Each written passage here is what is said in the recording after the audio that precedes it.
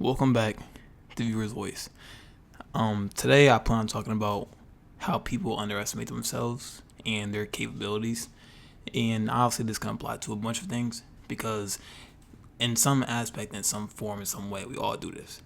Even in some things that we obviously know that we're not the best at, we oftentimes are quick to put ourselves down or believe that we lack certain things, but are oftentimes really quick to hold someone else up and praise them for what they're able to do. And that's not a bad thing, of course.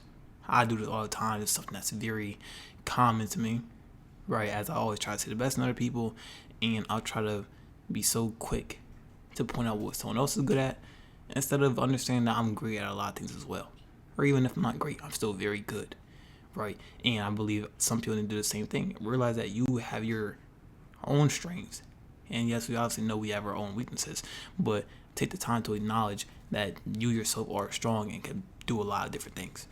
Now, let's say for me, obviously I noticed a bunch of things that I may lack at and someone else may excel, and that's okay because I'm gonna point them out and let them know like you're good at this. I understand in myself this may not be my strong suit, but I shouldn't be quick to just put myself down together either. And I know some people are quick to do that as they believe, well, if I lack here and here and here, then where are my strengths? And even if you don't know it now, you're going to find them eventually. Now, I know my strengths.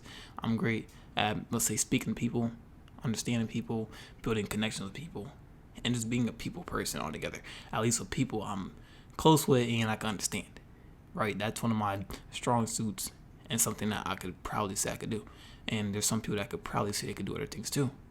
Whether that can apply to being athletic to some degree, having some academic strong suits as well, or maybe you're a people's person too, and you're very good at reading people, understanding situations, being able to find your own convictions and understand like where things could go wrong in your own life and properly avoid that.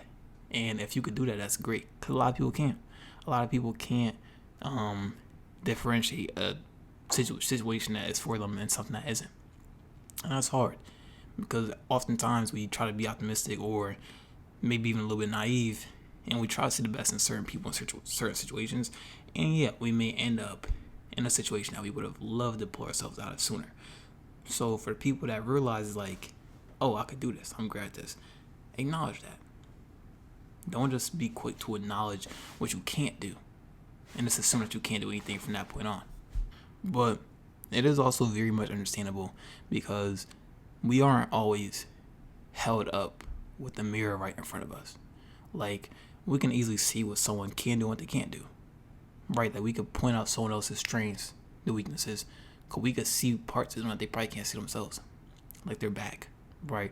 You can see someone's back and they may not be able to see it without having to do a full 180 to look around with their head or stand in front of a mirror. And obviously there's things that we can see within other people that we oftentimes can't see within ourselves. But that's why it's important to take a step back, take a step into the mirror, and understand that there is something that you need to uncover and unveil for yourself as well. And yes, it's amazing, it's great to want to put others, hold them up all the time, but if no one else is going to hold you up, realize that it's your time to step up and do that. Because yes, like I said, it's nice to want to be there for the people, hold up other people, and just be that amazing person. But at some point, you have to be there for yourself too. And we can easily learn it the hard way. I've learned that the hard way in a few scenarios where I believe by raising up other people, I can raise up myself too. And yeah, that works to some degree.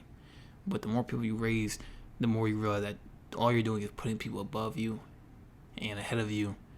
The whole time you're the one holding you back because you aren't putting yourself up there. If anything, picture like this. When you push someone upwards, you're also pushing yourself down. Like, let's say I'm going to use cheerleaders for an analogy. When cheerleaders raise up other cheerleaders, guess who's below them? The cheerleader that's raising them, right? If you raise someone above you, now you're below them. If someone's raising you, not the person that just raised you, they're below you. So understand, like, you have to pick and choose the people you want to raise or the times you want to be raising other people because at some point you need to put yourself first and realize that you hold a lot of importance, a lot of strengths, and it's your time to shine. It's your time being the light. And like I said, a lot of people either put themselves down or they can easily lack the ability to see themselves for how other people see them. And that's common. That's very common. Someone may give me a buttload of compliments and saying how I'm this, that, and the third, and like whole time I'm never gonna view myself in that way because I don't see what they're seeing. In my eyes, I may just be like, "Oh, you're delusional," because I don't know what you're talking about. But in actuality, I really may just be that. All those things that they just listed, all those things that they just said, I really may just be all those things. But since I hardly look at myself in a bright light and acknowledge what I can do, I immediately cut myself off from the ability to even see myself in a better light than how I project myself to be. And that's common, like I said. Even my significant other, my partner, she's like that in a sense, where I could see her in the most amazing way possible. And yeah, that could just be because I'm her partner, but even then, there are a lot of things that she can realize about herself that I would very much want to be able to show her, and her to realize that you can do this. You can't. You're not only doing this because I say you can or whatever, but if you believe yourself enough, yes, understand that that's you. I'm not just saying that to be nice or play my role, but like honestly, like realize that this is the type of person that you are, and it's just up to you to see it for yourself. And that's not something that just applies to her or me, but that's something that applies to everyone, because we all do that. We all take away a bit of ourselves because we're the first person to put ourselves down. Let's say someone's dealing with like a mental health issue, we're immediately gonna jump on that to help them. Immediately try to put all these thoughts in their head to lift them up, to be there for them, to make them get out that headspace. But when we're dealing with something mental health wise, the one putting ourselves down the most is us. Instead of lifting ourselves up and speaking in a nice tone to ourselves, we're doing the complete opposite. We're feeding into that negativity and pushing ourselves down more and more, just mentally, and just not allowing ourselves to even try to do better for our well-being, for our future career, whatever the case may be. Most of the time, we ourselves are the one that's lacking. And this applies to seeing other people's flaws too. Like the same way I said you could see people better than you see yourself, because like I said, we're not always being in front of a mirror. Seeing what they're not being in front of a mirror, we can see all the things that they have, both good and bad, and vice versa. They can see all the things about us that we lack, because we aren't seeing these things. We aren't constantly checking all of our cracks and crevices for things that we've never seen before. However, we do that to other people. And the same way it's easy to point out what someone else is bad at without saying what's bad about us. Like I said, we do that with the good things too. We are quick to uplift someone else and what they can do and their capabilities, but we aren't quick to do that for ourselves. And that's a negative thing that a lot of people should grow out of, right? Because understand that you are capable of a lot of things, and don't ever let someone else tell you otherwise. Because if there's something that you want to do, that you want to strive for, that you want to gain, you want to get, understand within yourself that that's in your reach. You believe in yourself enough, you can obtain what it is that you want to get. With a matter of time, resources, whatever the case may be. But at the end of the day, it's all about your heart. Now, obviously, like there's that saying where it's like, hard work doesn't beat talent, or some people may believe otherwise.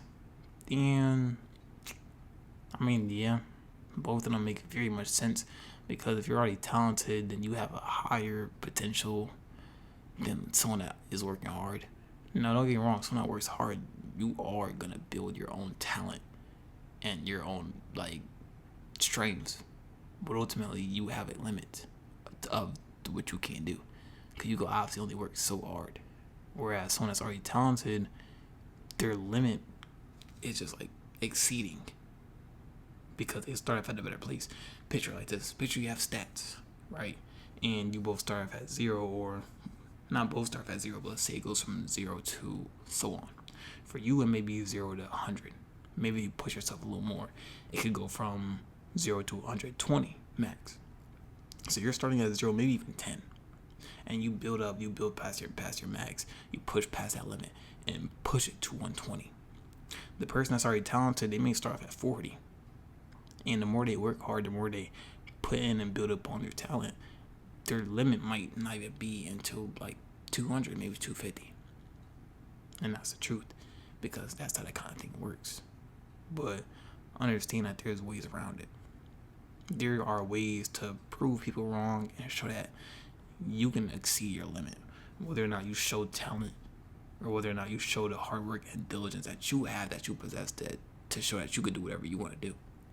That's why, even if you may not be the best from the very beginning, due time you can be. And it's important for you to understand that, like I said, that's in your reach, and that's a possibility.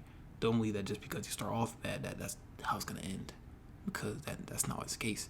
You may start a show, a book, a sport, whatever, a class, and the first impression was awful. But then when you got to the end of it, you realize that it's the best thing you've seen before. The best show you watched, the best book you read, the best class you attended, one of the best sports or games that you played in. Right? But understand that it does take time and it does take different perspectives to see everything. Because not one perspective is going to have all the answers, so don't expect you to have all the answers or someone else that sees you to have all the answers, because obviously it's going to take multiple perspectives.